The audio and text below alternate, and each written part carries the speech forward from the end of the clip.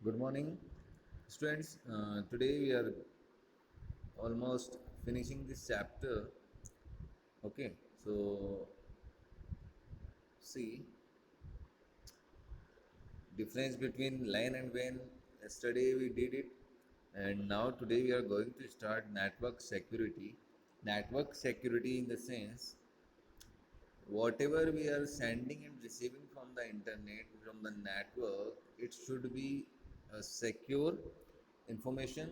So network security means protecting data and resources from any unauthorized access या unauthorized users से हम हमारे data को और हमारे जो भी रिसोर्सेज हैं उनकी सिक्योरिटी करना ही नेटवर्क सिक्योरिटी कहलाता है. ठीक है.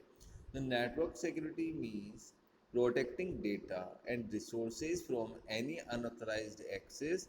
It is the most important aspect in computer networking since many users are accessing the same data, so you must ensure its proper security. देखिए, एक डेटा है, एक इन्फॉर्मेशन है, उसको बहुत सारे यूजर्स जो है एक्सेस कर रहे हैं, उसका यूज़ कर रहे हैं, डाउनलोड कर रहे हैं, है ना. तो क्या होता है कि हमारा जो डेटा है ना वो लॉस नहीं होना चाहिए. हम जिसको परमिशन दें वही हमारे डेटा को एक्सेस कर पाए, otherwise no one will access the और डेटाबेस. जैसे मैं आपको एक सिंपल सा एग्जांपल देता हूँ कि अभी हम मान लीजिए जो 10th क्लास के स्टूडेंट्स हैं, तो वो क्या करेंगे कि वो अपना जो रिज़ल्ट आता है वो सीबीएसई की जो वेबसाइट है, सीबीएसई का जो पोर्टल है, वहाँ पर अपने रोल नंबर एंटर करते हैं. देन आफ्टर उनको उनका रिज़ल्ट प्रोवाइड हो जाता है ना. रिज़ल्ट डिस्प्ले हो जाता है, उनको वो डाउनलोड कर सकते हैं, प्रिंट ले सकते हैं रिज़ल्ट का. अच्छा, अब उसमें ये कोई चीज़ चेंज नहीं कर सकते. उसमें कोई अगर मान लीजिए किसी स्टूडेंट्स के मार्क्स कम है तो वो चाहे कि मैं मार्क्स जो है इंक्रीज कर लूँ, तो वो पॉसिबल नहीं होता है. क्यों नहीं होता है? क्योंकि जो सीबीएसई की वेबसाइट है ना, उसने क्या लगा रखी है वहाँ पर, नेटवर्क सिक्योरिटी लगा रखी है, डेटा सिक्योरिटी लगा रखी है भाई, कि आप सिर्फ वहाँ पर उसको डाउनलोड कर सकते हैं, ना कि उसको चेंज कर सकते हैं. तो उससे क्या हो रहा है कि उनकी जो भी डेटा है, उसकी जो भी इंफॉर्मेशन है सीबीएसई की, वो एज इट इज़ है, उसको कोई प्रॉब्लम नहीं हो रही है. उसका जो डेटा है उसकी सिक्योरिटी प्रोवाइड हो रही है ना, कि भाई उसके डेटाबेस में उसका जो इंफॉर्मेशन है उसको कोई चेंज नहीं कर सकता विदाउट एनी परमिशन. अब कई वेबसाइट ऐसी हैं कि जब तक आप उसमें अपना जो है रोल नंबर या अपना मोबाइल नंबर या अपना नेम, है ना, वो चीज़ें एंटर नहीं करोगे, you can not able to view the website. कई वेबसाइट्स हैं ऐसी, है ना. जब तक आपको अपनी इन्फॉर्मेशन वहाँ पर देने के बाद ही आप उस वेबसाइट का यूज़ कर सकते हैं. तो यहाँ पर देखिए कि जो नेटवर्क सिक्योरिटी क्या कर रही है, डेटा को प्रोटेक्ट कर रही है, इंफॉर्मेशन को प्रोटेक्ट कर रही है, और जो भी हमारे रिसोर्सेज हैं उनको अनऑथराइज्ड एक्सेस से बचाने का काम नेटवर्क सिक्योरिटी में आता है. It is most important point है ये. अगर आप देखें कि भाई नेटवर्किंग के सबसे मेन इंपॉर्टेंट पॉइंट यही है, क्योंकि नेटवर्किंग पे बहुत सारे यूज़र्स हैं, कई हैकर्स हैं, है ना. तो ये लोग क्या करते हैं कि हमारे जो भी डेटा होता है, इंफॉर्मेशन होती है, उसको स्टील कर लेते हैं, चुरा लेते हैं. तो वही चीज़ है. So only the authorise person can access और मॉडिफाई डेटा. तो हम जिसको ऑथराइज पर्सन बनाएं, जिसको हम परमिशन दें, वही सिर्फ इसको जो है मॉडिफाई कर सकता है, हमारे डेटा को, इन्फॉर्मेशन को. सो कंसीडर कुछ पॉइंट्स हैं यहाँ पर. देखिए किसी ऑर्गेनाइजेशन में क्या क्या दिक्कत आई नेटवर्क सिक्योरिटी से रिलेटेड, आप देखेंगे तो आपको समझ आ जाएगा. सी, some employees may try to change the data concerning their leave records, salaries, performance appraisals.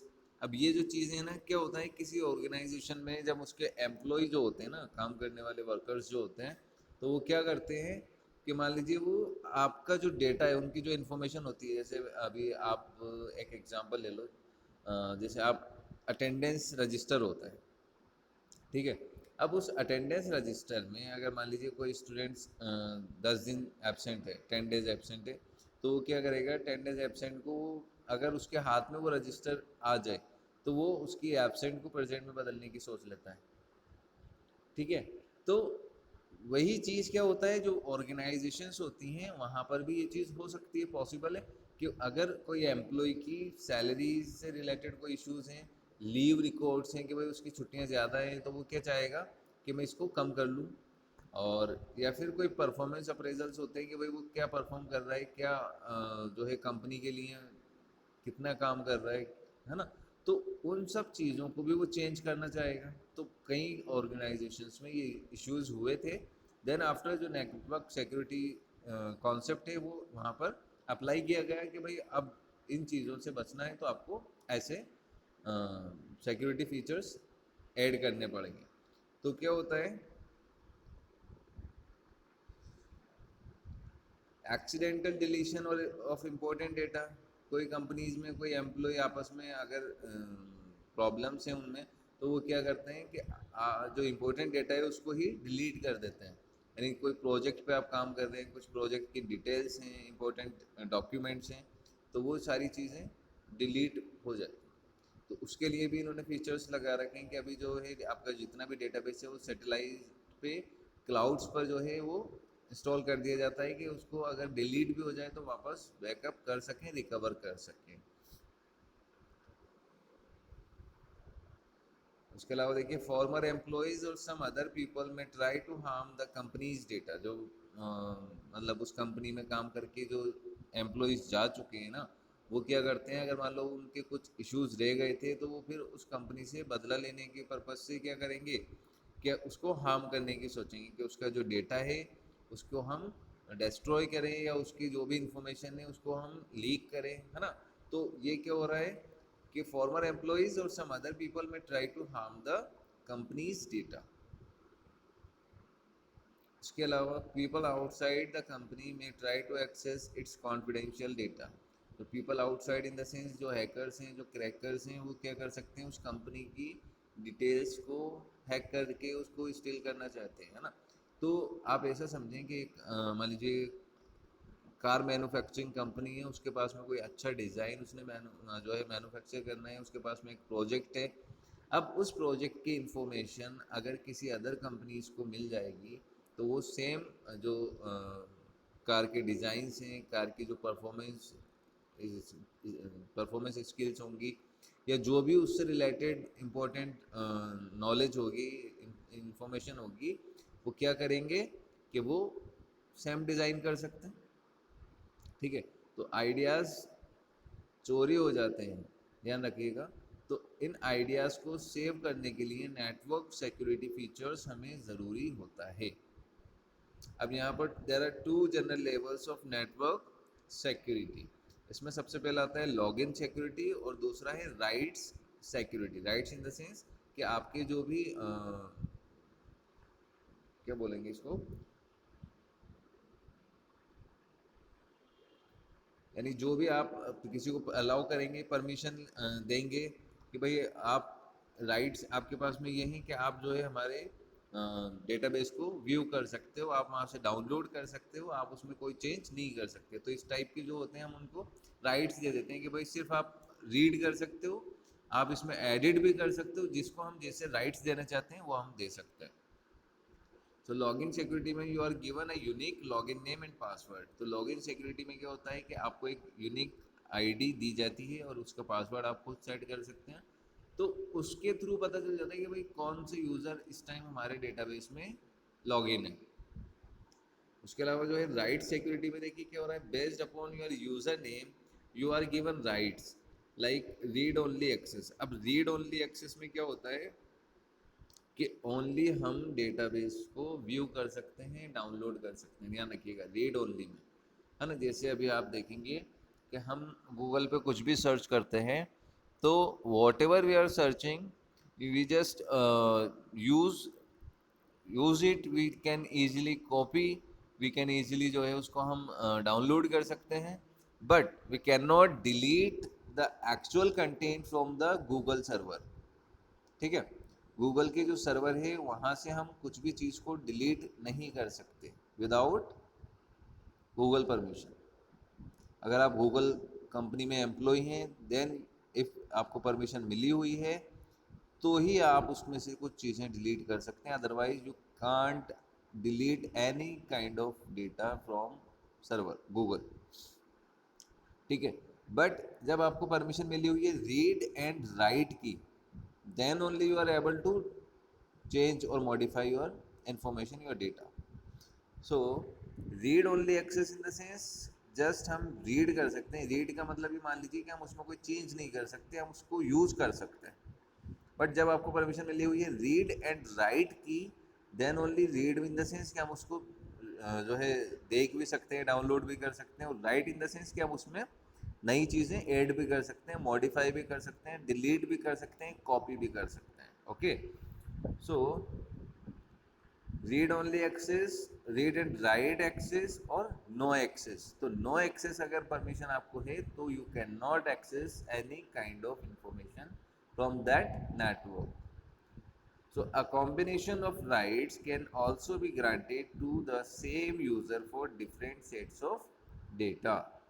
तो इन चीज़ों को आपको समझ लेना है कि नेटवर्क सिक्योरिटी फीचर्स क्यों ज़रूरी है और कैसे कैसे हम इसको यूज़ करते हैं. तो login security and rights security is the main features.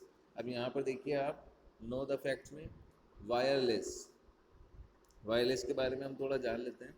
तो wireless is a means of communication that uses low powered radio waves to transmit data between devices. Devices के बीच में डेटा को ट्रांसफ़र करने के लिए हम जो है वायरलेस कम्युनिकेशन टेक्नोलॉजी का यूज़ कर रहे हैं. इसके अंदर रेडियो वेव्स का यूज़ किया जाता है. ठीक है. That transmit data between the devices, between the users. उसके बाद में देखिए wireless networking allows the networks to be deployed without cabling. Wireless networking में आपका जो है केबल्स का यूज़ तो नहीं होता है. So spaces such as outdoor areas where cables can not be laid can have wireless network. तो जो लेस स्पेसेस होते हैं जहाँ पर वायर्ड एंट्री नहीं हो सकते आउटडोर एरियाज में, तो वहाँ पर हम वायरलेस नेटवर्क टेक्नोलॉजी का यूज़ करते हैं. अब वायरलेस के लिए वाईफाई डिवाइसेस का यूज़ होता है. वाईफाई जो है आपका, उसकी फुल फॉर्म है wireless fidelity. It represents wireless local area network. It was developed for mobile computer devices like laptops but is now also used in PCs. Wireless technology जो है वाईफाई अभी पीसी यानी personal computer में भी आपकी जो है डिवाइसेस ऐड हो जाती हैं और हम उसमें भी यूज़ कर रहे हैं. पहले ये जो थी मोबाइल और लैपटॉप्स के लिए टेक्नोलॉजी बनाई गई थी. वाईफाई से सिर्फ मोबाइल और लैपटॉप जो है नेटवर्क से कनेक्ट हो पाते थे. बट नाउ पीसीज में भी ये फीचर्स आ गया. तो smartphones, tablets to exchange data wirelessly over the computer network. This technology enables the radio signals to go further 300 feet approximately with a faster rate of transmission. इसको आपको अच्छे से समझ के नोट्स रेडी करें एंड प्लीज़ मेमोराइज करें each and everything जब भी यूनिट टेस्ट फर्स्ट या सेकंड में आपका ये चैप्टर्स आएंगे.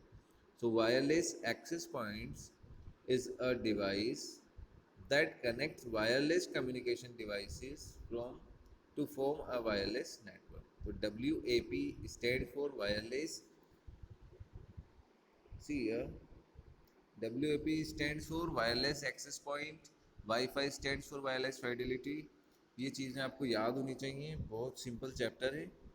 Now this chapter, I think हाँ it is completed. See here. Recap में देखिए computer network can be defined as a group of computers and other peripheral devices that are linked together for the purpose of sharing data and hardware resources. LAN MAN ये सब चीज़ें आपको देख लेंगी. एक बार recap कर लें थोड़ा. So networking in computers brings efficiency, economy and effectiveness in an organization. ठीक है. जब नेटवर्किंग शुरू हो जाती है किसी का ऑर्गेनाइजेशन में तो उसकी एफिशिएंसी, इकोनॉमी और ये सब चीज़ें इम्प्रूव हो जाती हैं. To establish a wired network in a group of computer, you require the additional components such as network card, networking cables, modems and hub and switches. ये आपको जो है components हैं, ये devices आपको यूज़ करने रहते हैं when you want to connect to a network. Next आपका जो है modem.